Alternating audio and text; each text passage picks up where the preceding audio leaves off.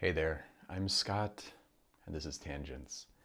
Um, I'm a little bit annoyed because I've just been waiting here for like 5 minutes while one of my neighbors made a lot of noise outside, and obviously now there's a truck going by. So I have to tell you, like that kind of stuff, I'm always just constantly, perpetually torn between really liking some of the things about living in close proximity to people, like in a city, and living kind of out away from people.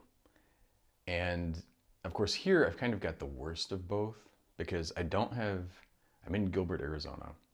I don't have public transit to speak of. I guess there are buses, um, but they, for the most part, seem to come like once an hour, which is in contrast to trains where like in the off times they would come once every say 6 or 7 minutes, and in the rush hour they would come every 2 or 3 minutes, and you get annoyed waiting 2 or 3 minutes for that. Whereas here it's like, okay, there's a bus, it is coming, but you could wait. I mean, let's say that it's a really frequent route for here and it's every half hour. Yeah, you're waiting a half hour, and on average maybe 15 minutes, versus you pop into the station and at most you're waiting a couple minutes, maybe five. um, Walking around here, I don't have like woods or nature, so to speak. I do have a neighborhood that's not too bad. My neighborhood is like a weird piece of um, almost New England that's been dropped, whatever the spatial version of anachronistically is, into Arizona. Like it just does not belong here. It's all brick houses, pine trees, and it just does not. Yeah, it looks kind of nice, but does not belong here. Um, yeah, but you still have to deal with the noises of people and all of this kind of stuff. So I don't know. I obviously, like, wherever you are, there you are. Wherever you live, there you are. You know, the it's not like there's some magical place where things are massively better. But there are things that I would like to be surrounded by that are a little bit nicer. And one of those is public transit. One of them is also just to be in a place where people are not quite, and this is like a whole US problem. Um, and in fact, unfortunately, it's like a whole fucking world problem. But people are so much aligned with not just like, I try to distinguish between obviously economics as a theory, like, it's almost like a conservation of energy. It's like fundamentally you have a certain amount of resources, and a certain amount of one of those resources is effort and time and skill and all of these kinds of things. And you want to allocate both the expenditure of those resources and their conversion into goods and services, and figure out how those are going to get distributed. And you want to do it ideally in some way that's relatively equitable, and in some way that, equitable includes, I would say, the person who is doing work, if it's a doctor or scientist or whatever, they're able to live well. They're able to have some form. I mean, maybe this is just me being so locked into our system of economics, but you know, in some weird way, compensation. Although I do think you should be able to, like, especially as we increasingly get to sort of post scarcity. I think we're already, I've talked about this a lot, but I think we're already basically damn near post scarcity. And a lot of the scarcity that we have now is entirely artificial. Um, so you have to consider, like, okay, what if somebody wants to just sort of, as some people would call it, living on the dole. But imagine you just want to sit around and play video games. I always use that example, even though like people make a lot of money on Twitch just playing video games and streaming to people, so maybe it's not the greatest one. How about writing or doing science, doing research. Both of these are things that can be profitable, but a lot of people write, a lot of people do research, and they're just exploring their own interests, or painting, or doing things that in some ways can be businesses today, and in some ways they can be remunerative. But really, to me, the value in these things is not necessarily in somebody wanting to give you money for it. And certainly also, I just always think about like electromagnetism. There's so much basic research that went into that was just people tinkering with stuff and, oh, that's weird. That's interesting. If I connect this wire, then those compass needles move. And then, go 100 years later and you've got electric cars. Oh, if I connect, and this is not a great one, but I connect this stack of dissimilar metals in like salt water, and I take, metal and touch them to a muscle on a frog, and then you have, it twitches. Now eventually you get neuroprosthetics and brain-computer interfaces, batteries, lots of different stuff. And it's all kind of from, they're not things like, although people certainly did make sort of freak showy things where they're showing like the novelties of these things, but for the most part, people were just messing around. And I think this is a kind of disparity, I guess, between the prevailing worldview and certainly I think also kind of Gil's worldview to some extent, and mine, where I really do believe people would do all of this kind of stuff without compensation. And I use myself as an example here because I don't think I'm like some weird anomaly. I really don't. I know if I had the time and resources and I wasn't forced to work on stuff for compensation, I'd be working, like, I certainly would be taking some time off and relaxing, but I would also be like working on just fundamental research and doing things that I think would eventually lead to cool and useful stuff. I kind of still do that, but I do that in the background despite all of these other things that are against me, rather than, just having the resources to do it. And I don't know, I'm a very strong believer, like, and I get that maybe this sounds a little bit utopian or idealistic, but I really do think that if you structure a world in which people, by and large, can live more than adequately, just on their own, right? You can not do any work and have plenty of food, have, comfortable shelter, have just the basic resources to not just scrape by, but to live pretty well and comfortably, and have, at least to some extent, the amenities which are afforded by our civilization, like, a smartphone or TV, computers, all of these kinds of things, and internet access.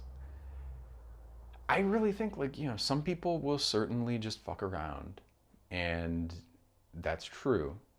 But other people would, and I really believe, honestly, like the majority of people, given that sort of setting, and given, I do think you need a certain amount of training, education, as it were, to understand what's possible and to sort of know, like, oh, well, here are things you can work on. But I do think also, I don't know, again, just going to myself, like when I was a kid, I would watch public access TV, and there would just be like some physics professor broadcasting, lectures. I used to watch that kind of stuff all the time. I would watch, when I was in middle school, in high school, at lunchtime, I would eat, and then I'd finish in like 10, 15 minutes.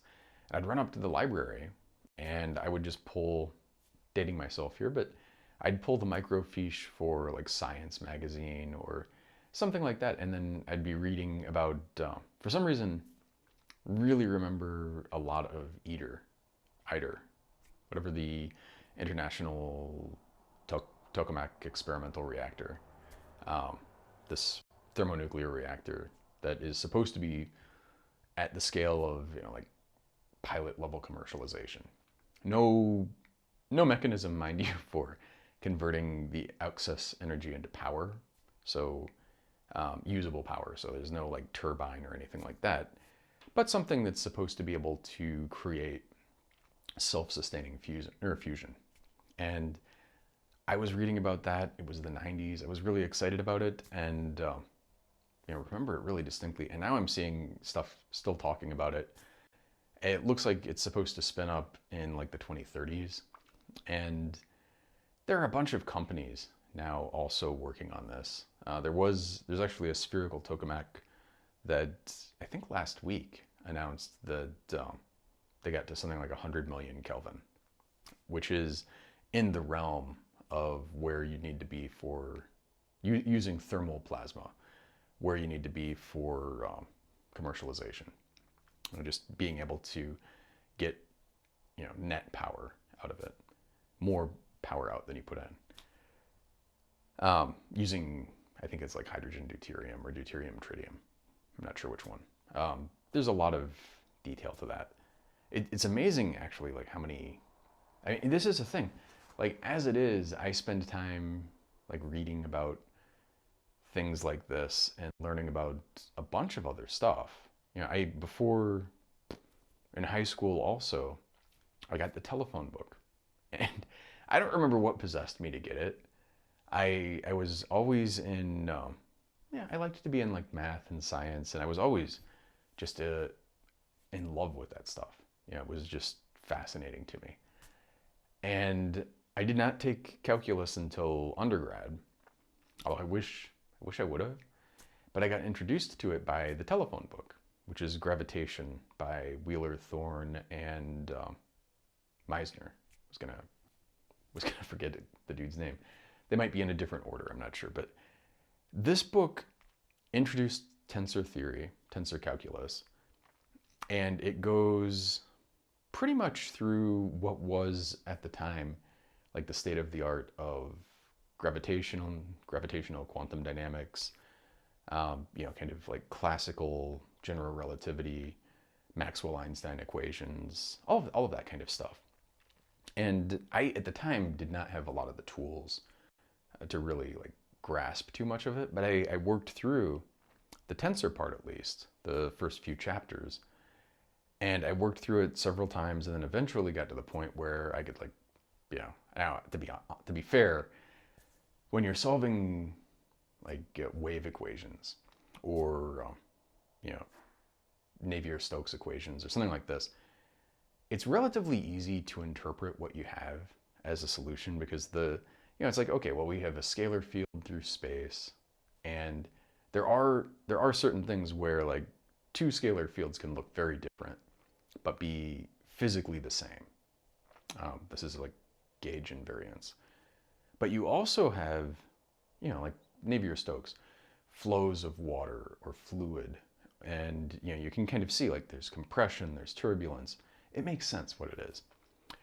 Solving Einstein equations, especially like in the very like nearly flat limit, it's not that bad. But when you start getting to extreme curvature, like a black hole, like a Schwarzschild solution, or when you start adding in like charge and spin to that, the equations that you're solving are changing the charts, the atlas of like coordinate systems.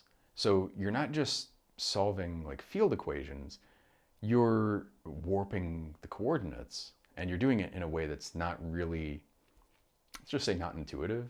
So you can have two solutions that look totally different, and are completely the same space-time. And you can also have like flat space-time that's all like curved and fucked up because you just picked a really bad coordinate system. And understanding, like what is this space-time? What does it mean? That's a much more advanced thing than just being able to solve those things. But I was to the point where I could solve like spherically symmetric, equations with charge and mass and spin, which it's funny, those are all papers at one point in time, and now they're like, once you understand the field equations, and especially, to be fair, once you've seen the path to getting to them and you've seen the right coordinate systems for solving them, they become much, much easier to deal with. Whereas if you're just, and also I had Mathematica, which, can do symbolic calculations. And to be fair, if you don't know what you're doing with Mathematica, you can get like page-long integrals from this kind of stuff. But if you kind of know what you're doing and you steer it right and you set the stuff up correctly, you can get pretty simple solutions. And you can recover, the Schwarzschild, or just basically like scalar, actually vacuum, spherically symmetric, static equation, which is just a point mass, which is the same, weirdly enough. If it's a point mass, then by definition, in this solution, it's basically like indistinguishable from a black hole, a static, spherically symmetric, uncharged, non-spinning black hole. And you have this thing where it's just, if you get into a radius, the Schwarzschild radius, it has like an event horizon. It has all of the properties. It's just that, for something that's, say, like the mass of an electron, that is a wee black hole, and physically you're not getting that small. Or if it's something like the mass of the sun, you put the mass of the sun in a point, it's a black hole solution. And from a distance, looks exactly the same, which is kind of weird. And then, you start dealing with like a, say, a gas. And the gas here is like a fluid, like an idealized fluid, which could be very complicated, but or a dust or things like this. And then you start saying like, okay, we have the vacuum solution, and then we have this solution inside of the fluid. And then one of the things that you start doing in like solving differential equations is learning how to stitch together these two regimes. And so you have that formerly black hole solution, you cut off the black hole part, you put in this sort of rounding where that was, and now you've got like a star or a planet. And it's kind of extraordinary how, I don't know, to some extent how easy that is, but also there's so much richness in that, just because, even, you think about it, like linear systems of differential equations, where you completely can write down all of the solutions just in terms of like Fourier series. They still do weird things. They still, and especially when you start putting in like unusual boundary conditions or, like variations in properties or whatever, they can be very complicated. But when you start adding nonlinearity and your coordinate system is getting mixed up in the solution, which turns out to be like a real kind of pain in the ass. And I never got far enough in GR to really have a good answer for how to deal with that. Obviously there are things where like locally, general relativity, this gets into, the bounds between like classical gravity and quantum gravity or something that's more sophisticated. But if you're just in like classical general relativity, at any point, it's locally flat. So it's indistinguishable from like a flat Lorentz metric space-time. And then you start zooming out and you start seeing the curvature. So one way to look at it is to imagine all of these flat things and then kind of look at how they're patched together. And you can get a lot of information from that. But the distances are all messed up. So, how it's patched together is complicated. And if you pick a bad choice of coordinate systems, then things can be very, very confusing.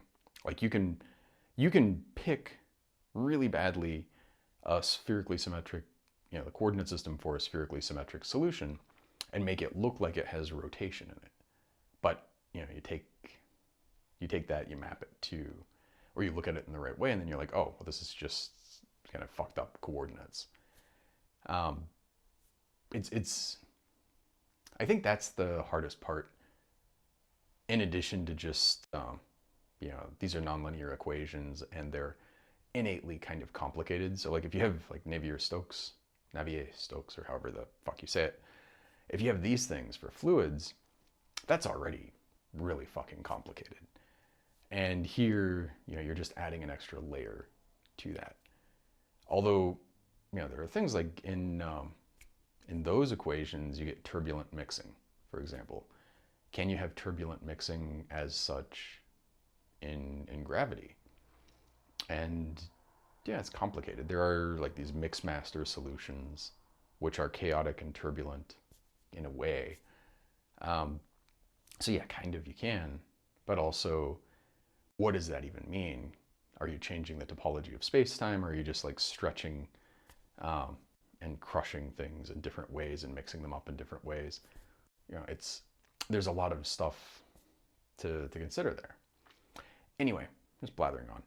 What I wanted to talk about today has very, very little to do with any of that, other than the fact that, given my druthers on my own, I would just innately, I feel like I would kind of, my natural place to be, if you take economics out of the equation, or certainly capitalism as we've implemented it, I would just be a professor.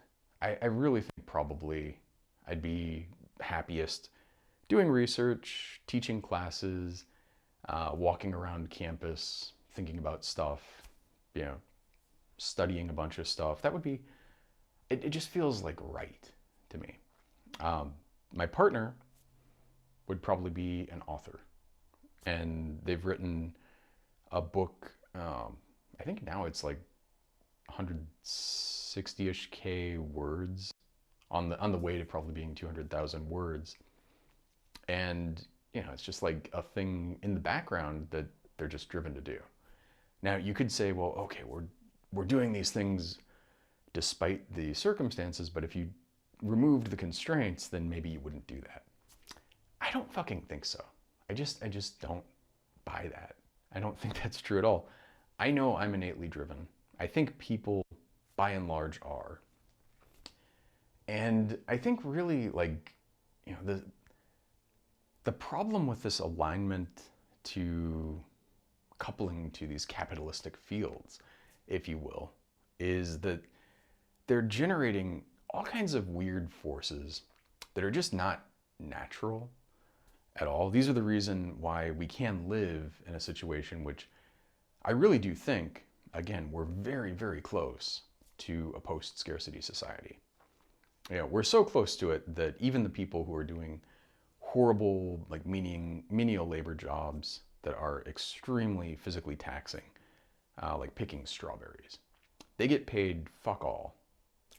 And they get paid fuck all, but then you start looking at the economics of it, and it's like, well, for the price of strawberries that you're paying at the store, you could probably not even increase that. But if you increase that just marginally, just like a fucking epsilon. Like, when I say epsilon, I mean like, literally like pennies per unit.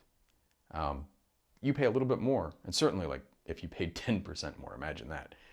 You could pay the people who are picking the strawberries a much healthier, really living wage. You could cover their health care. You could do, so much for them. And it doesn't have to be this horrible, crushing, exploitative system, other than that you have greed at a bunch of places along the way where people are just kind of taking as much as they can, optimizing their profit, so to speak, and doing it amorally. So they have no care for, like what is right. Is it right to have somebody toiling away in the sun, like in this horrible, like cramped position, picking this food that you're going to sell for just fuck all? You're taking their labor and they're getting a tiny, tiny fraction of it, I don't think it's right. And I think in a better organized world, they'd be compensated. I mean, to the extent that compensation has to be doled out in that way, they'd be compensated probably better than somebody who's just kind of fucking around in an office all day.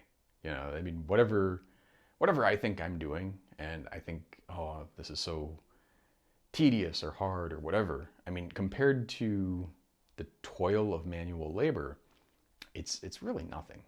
It's hard to, which is not to say that I'm not doing like work that I consider hard, but or frustrating or annoying or worse than all of those, unrewarding.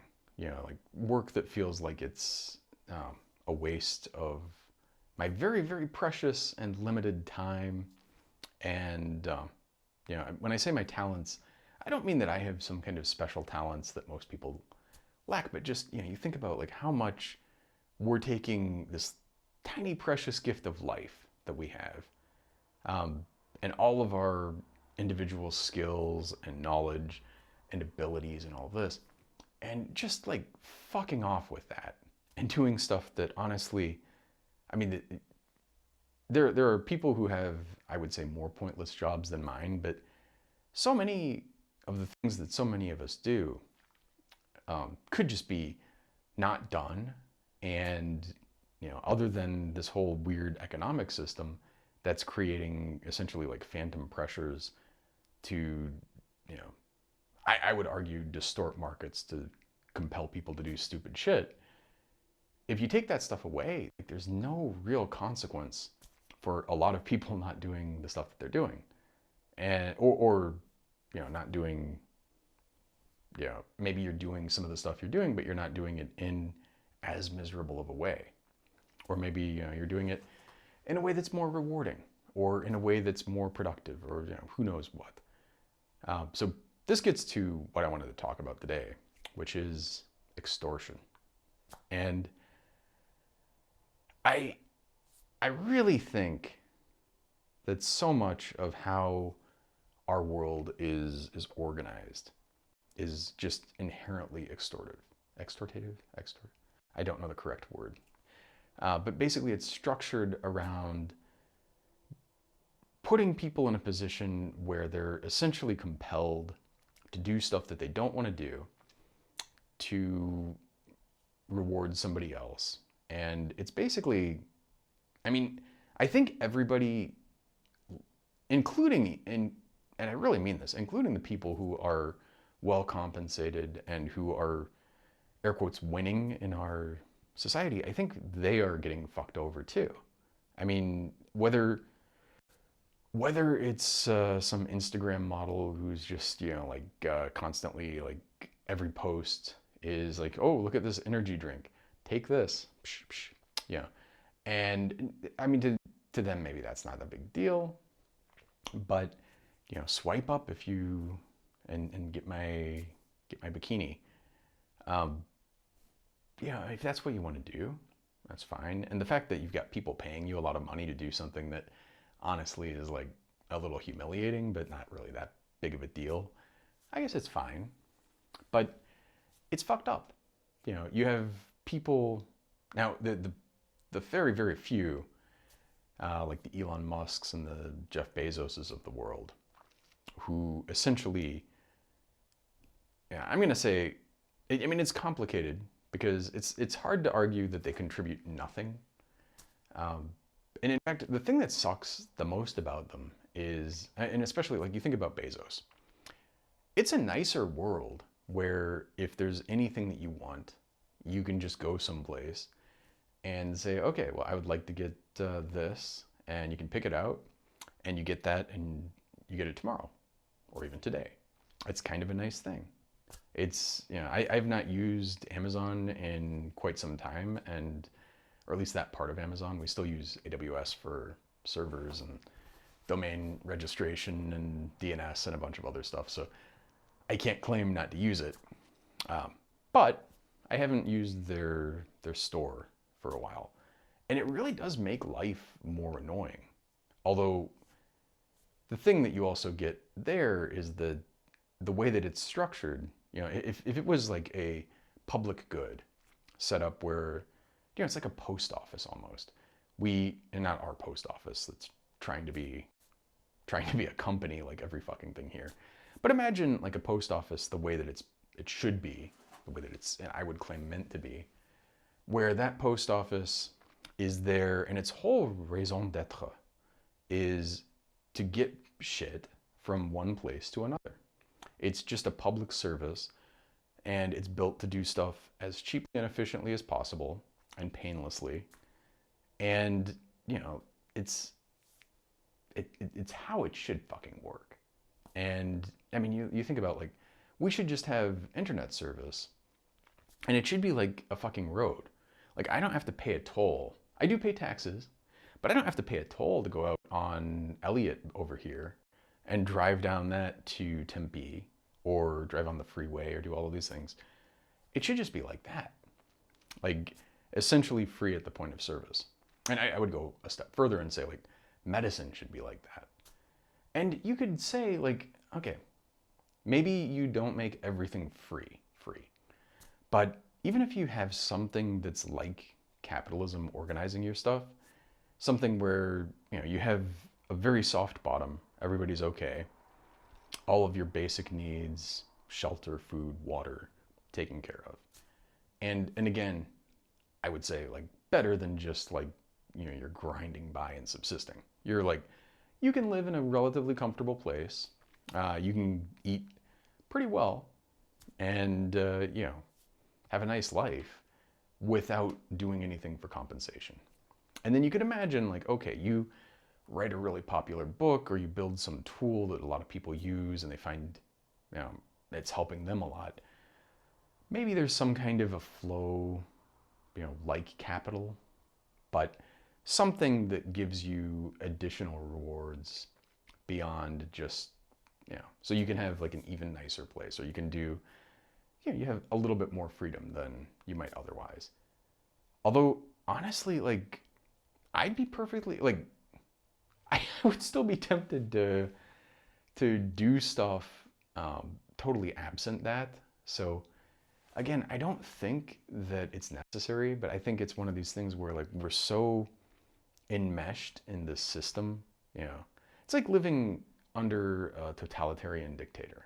You know, you have a king, and you're a serf, and you live in this environment, and your very framing, like your ability to, your imagination is limited to perturbations of what you're experiencing. Like, you can imagine, oh, well, maybe things are a little bit more fair, maybe I have a little bit more freedom, but you're basically imagining what you're in. Maybe the leaders would be a little bit. And I think people get so trapped in that.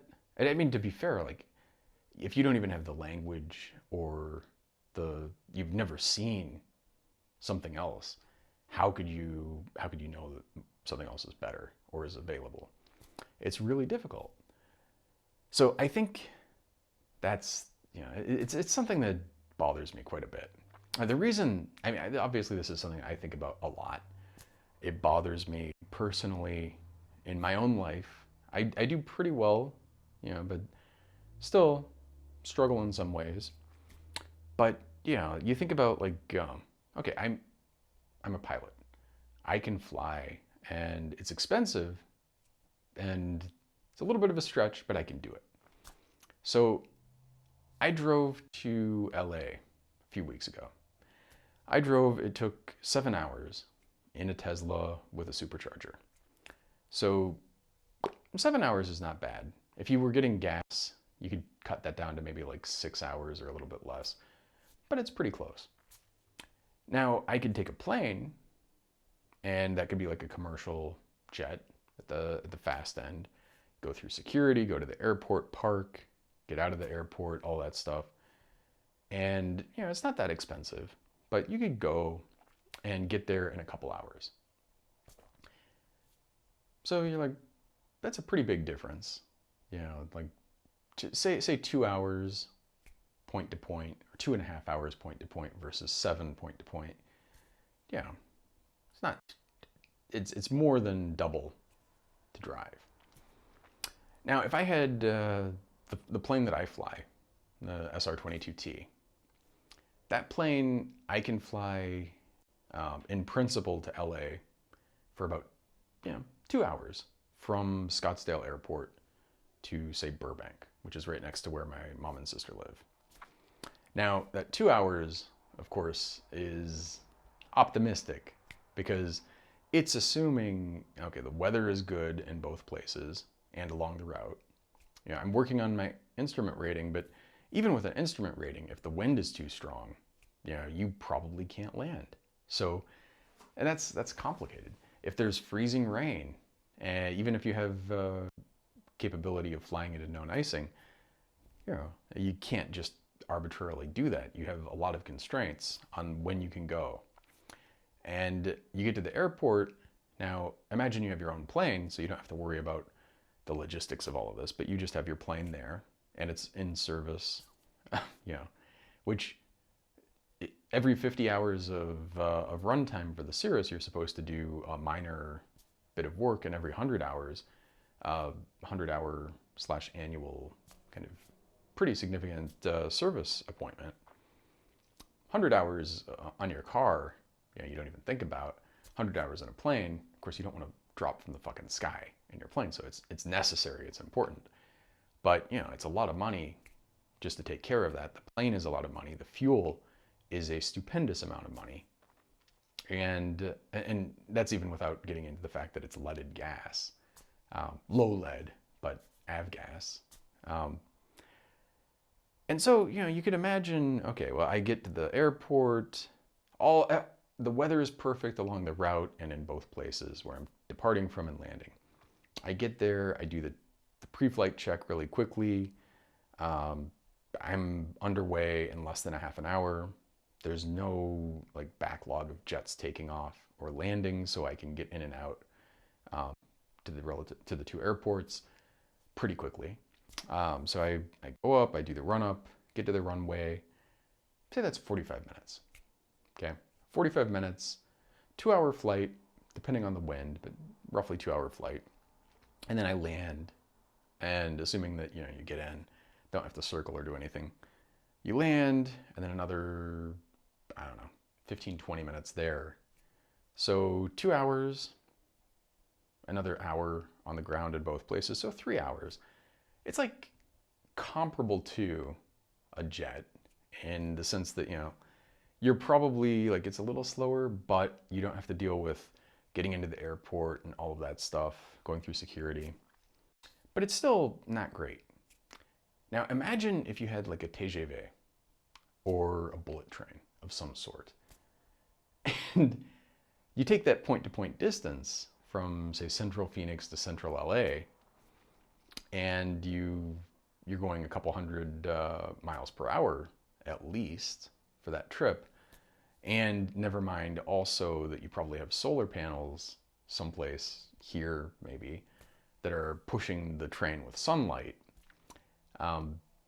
Now you've got a train ride, which is not, it's not something that just I can take because I happen to be in a slightly privileged position, or people who have much more money than me can, just do without even thinking about. It's something that everyone can benefit from. Traffic on the freeway, A, much better, and B, you don't have to fucking be in it. And that traffic between here and LA is obnoxious. Especially people are in obviously there are issues with traffic just in general, induced demand, and there are a bunch of just physical fundamental limits to the flow of traffic. But it doesn't help that a lot of people are driving the same speed in every lane. So even though you have plenty of space on the road, they're in a network where you just can't physically fucking percolate around them, no matter how aggressive and crazy you may get. So you're just stuck, being frustrated, going slower than you could be, and driving for all of those hours, versus sitting on a train, and it's a couple-hour train ride, and you imagine, you go a step further, it's okay, we have good public transit in both cities, so you can go, right now, I have to get to the airport here. driving, even if you live right next to the airport. And I'm not sure if you necessarily want to, but if you did and you could walk, yeah, it's still like not that convenient. And then I get to Burbank, I gotta have somebody pick me up or take a lift, or maybe like my mom and sister are close enough that I could probably walk it, but it'd still be like a 45-minute walk once I got there. So if there's, you know, inclement weather or it's hot or anything is not ideal, you know, or if I'm just tired, I might not want to do that. So you get there and you're like, okay, trains and public transit and walkable cities, you're making investments for sure. These are all things that are not free to build and maintain. But once you do that, for the same amount of money as a small number of people having not even that luxurious, but relatively nice transit on their own, you could have massive numbers of people going back and forth, very little to no carbon footprint, and it's just better for everybody. And it's just fucking infuriating, honestly. Like you look at, and China, to be fair, has plenty of fucking problems. I know people who love Mao and they're, I would say, crazy in that sense, but I know people who think China is great. China has lots of fucking problems. They have lots of human rights violations. They have lots of things that are not good. But they built a national bullet train network in the last decade that just absolutely puts us to shame.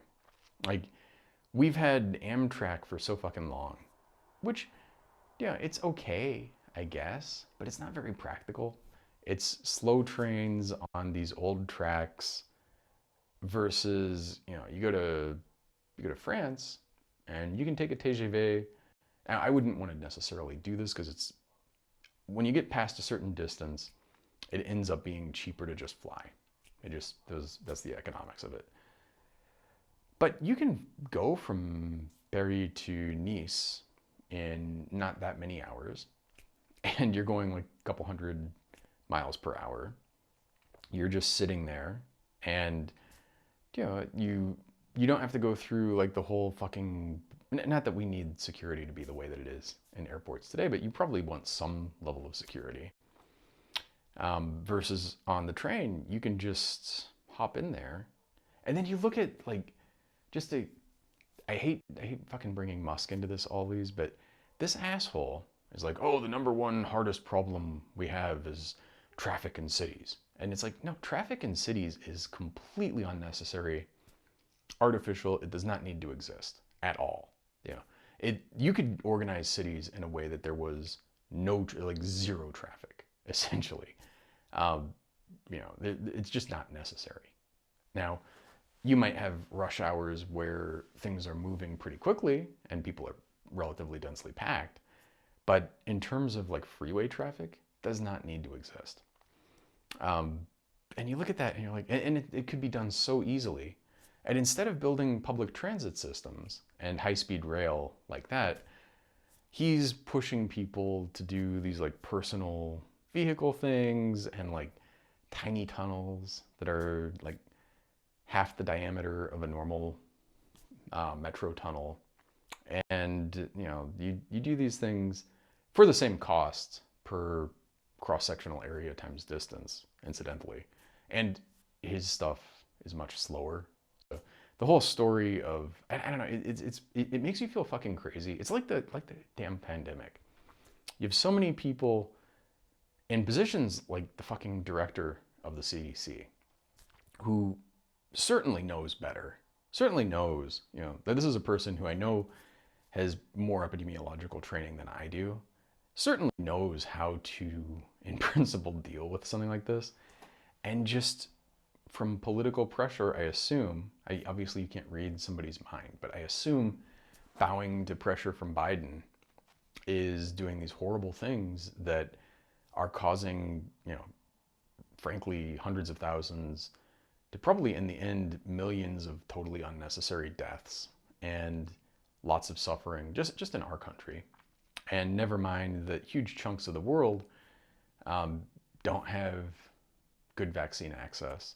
They don't have all of these things that are just, like basic fundamental things that also, like similarly, in terms of investment versus benefit, if you're looking at things in that sort of economic frame, it is a complete fucking no-brainer.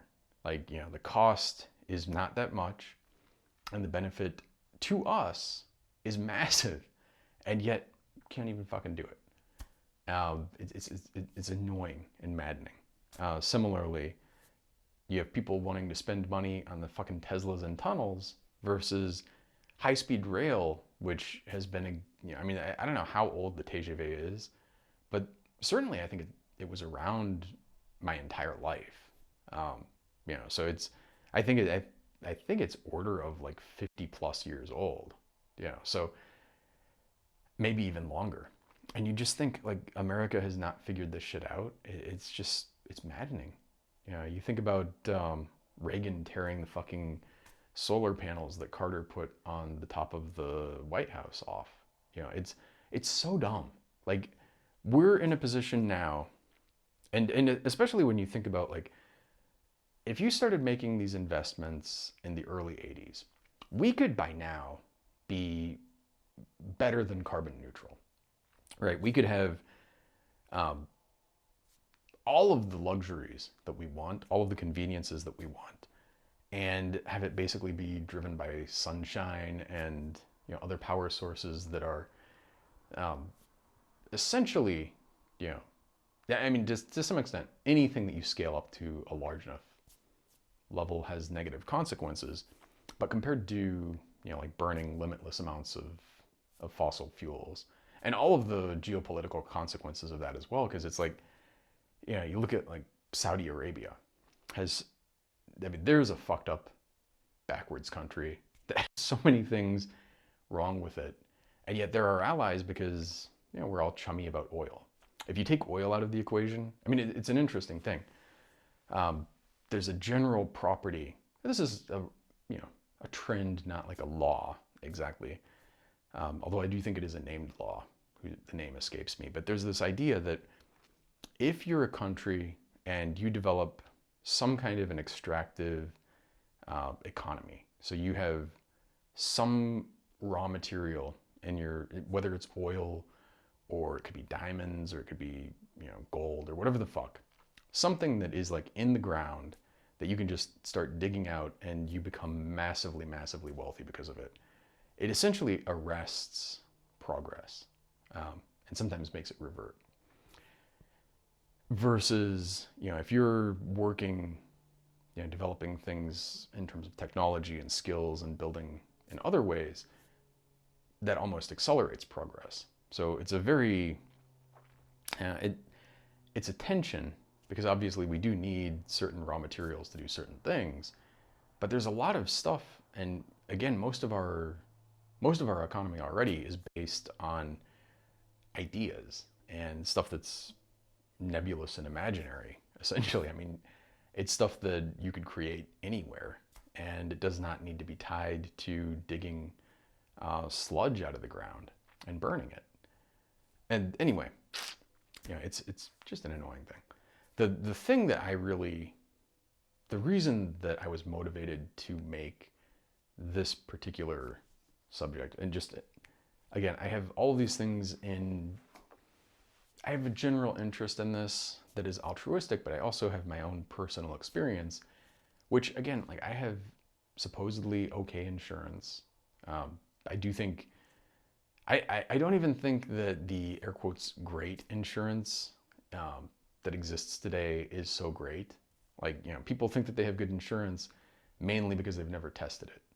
If you have the best insurance in the world and then you get really sick and you can't work anymore and your insurance goes away, your insurance is fucking worthless. Or, you have the best insurance in the world, and I say the world, I mean, in the US, because obviously in the world there are much better options.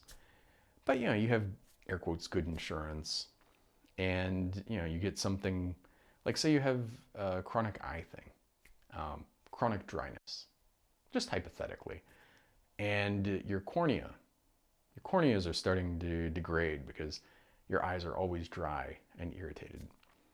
And you've gone through and you've done all of these other things that can help that, and none of them have worked, right?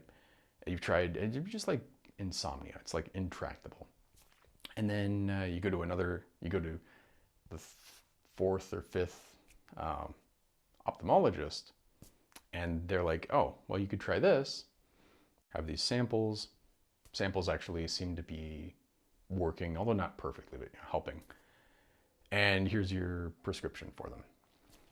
Okay, so you go in and you try to get that prescription filled, and then you find out that a month supply is like $700. And oh, by the way, your insurance company is not going to pay for it because they need prior authorization from your doctor because the prescription does not count as prior authorization.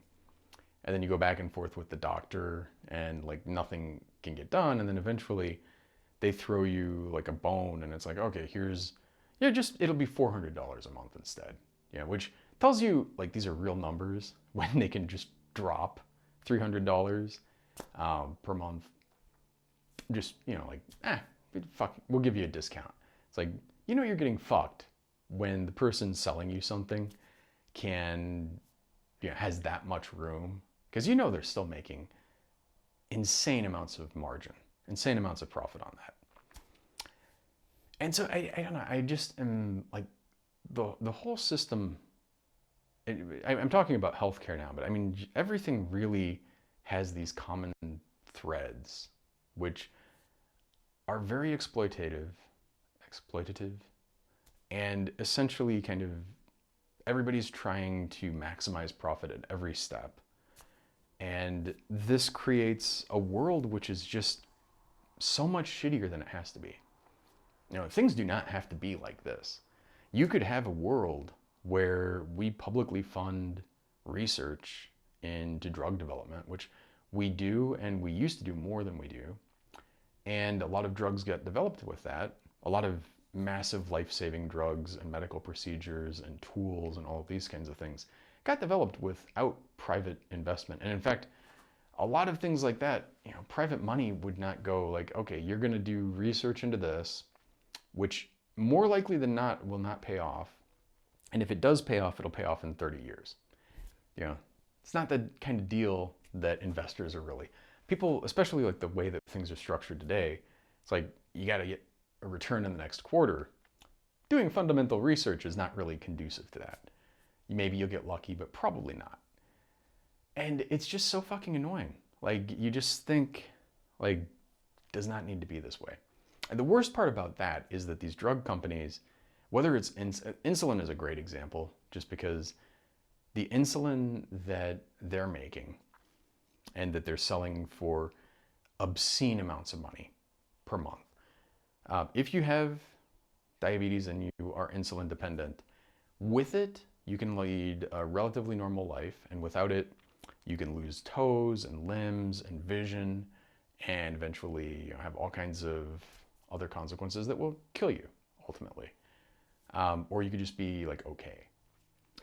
And to make that shit, using modern biotechnology means you're just growing yeast in a fermenter or bacteria in a fermenter, depending on what you're doing. And you've got stuff set up so that the extraction and purification and packaging and all of that kind of stuff is very, very fucking cheap. And the process is really making, like each dose costs pennies to make. I think that's a realistic number. It might even be a fraction of a penny. And then, you do packaging and you need to bake in some margin. So you imagine like a dose is a little bit more, but it does not need to be so much that people are going to die because of it. And they have to start thinking like, oh shit, do I get insulin or do I get food? Do I pay my bills or do I, and this is just one drug. We have so many of these drugs that, I mean, you always think about the pharma boy, Shkreli, or whatever the fuck his name was.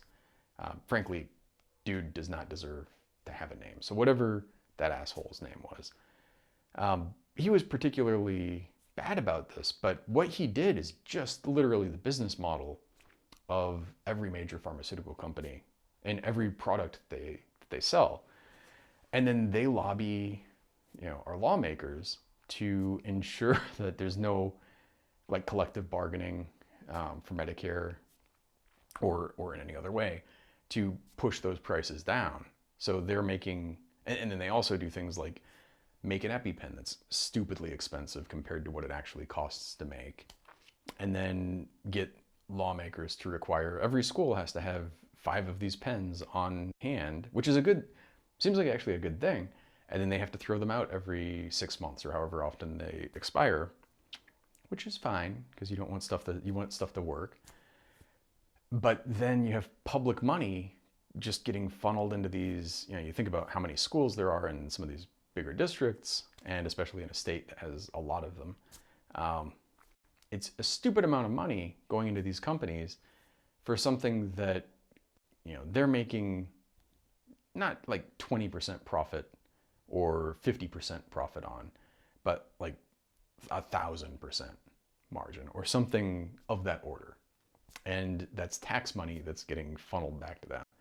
And that's for a product which all of the components of it pretty much were developed using taxpayer money. So we've made the investment, we fronted the risk collectively, and all the profit is going into some assholes who, again, like they're people who are going to buy like private jets and, like a third home or a bunch of bullshit that they don't need, instead of investing in public goods and just fucking up the world, essentially. It's really annoying. Really does not need to be that way. So anyway, with that, I don't know if this one's going to have a video. The last week did not have a video.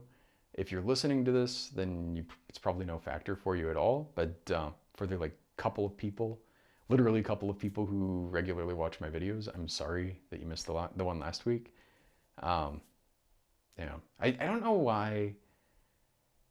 I guess it gets into the whole thesis here that, people don't need to be motivated by money to do stuff. I understand, I'm in a position where I can kind of, it's a stretch, but I can kind of afford the extra time that it takes to put these together and put them out. But I do this without, I have no intention of growing this into like a revenue stream. I have no intention of ever advertising here or monetizing it or any of that stuff. And the idea that that's like a goal, it's gross, honestly. Like, I understand it's a necessity, it's a practical necessity of our world, and it does motivate people to do sometimes good things, but it's not necessary. Again, like, the world does not have to be this fucking way. It could be so much better. And it's the most frustrating thing for me that the world is what we make of it. The justice, it's not that like there's inherent justice in the universe, other than what we impose. So whenever there's injustice, that's us. That's, there's no justice here. It's just us. That's, if we want to make the world just and clean and healthy for everybody, and we want to make things better for everybody, we totally fucking can. And I mean, like, today, every kid that starves to death or loses their vision because they don't have enough retinol or vitamin A or whatever, that's a choice. Like, that is fucking unnecessary. And it is literally just greedy people along the way. And to be fair, I mean, and I'm not in any way excusing it, but you can understand a lot of these are people who are coming from places that were colonized. And it's like a cycle of abuse kind of thing. Like, other people fucked them over, and then the colonizer is gone, and now they're fucking, like, the couple of people that hold onto the power are fucking everybody else over. You could really look at almost all of, I mean, if you really want to, pretty much all of the world under this kind of a like transgenerational cycle of abuse framework. And I think it kind of works. It's really depressing. So please, I implore you, in any way that you can, be better, steer the world better, because again, it does not need to be this way. With that, gotta bounce. So thank you, as always. Say Jen.